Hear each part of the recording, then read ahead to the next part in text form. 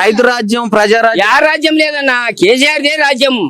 ఎవరిని లేదు గద్వాల జిల్లాలో బాగా బతికిరి. నీళ్ళ కుళాయిలు ఒక ఇంటికి ఒక తల్లి రోడ్డు మీద ఎక్కేది లేదు బిందె తీసుకొని. కమ్మ ఇంట్లో పండుకుంటున్నారు. ఇంట్లోనేమో నీళ్ళు నల్లలు ఇవన్న నల్లలు వేపించానా వచ్చి ఏమన్నా ఒరిగానా ఏమన్నా ఒరిగలేదు. ఇందిరమ్మ ఇల్లు ఇస్తుండే ఇందిరమ్మ ఇల్లు ఆడేసినారు లేదు ఇయ్యలేదు. అప్పుడు ఇచ్చింది అమ్మ, ఇప్పుడు ఇస్తుండే ఇప్పుడు ఆడేస్తున్నారు. మా వీళ్ళు కేటీఆర్ కేటీఆర్ ఇల్లు ఇచ్చినారు. ఇప్పుడు కాదు ఇప్పుడు బునాదులు తీసుకొని బిల్లులు వస్తున్నాయంట. అవి లేవు వీళ్ళు ఉండలేక బునాదులు వేసి 5 లక్షలు ఇస్తామని చెప్పినది వాస్తవమే. 5 లక్షలు ఇస్తామని అవి ఇయ్యరు.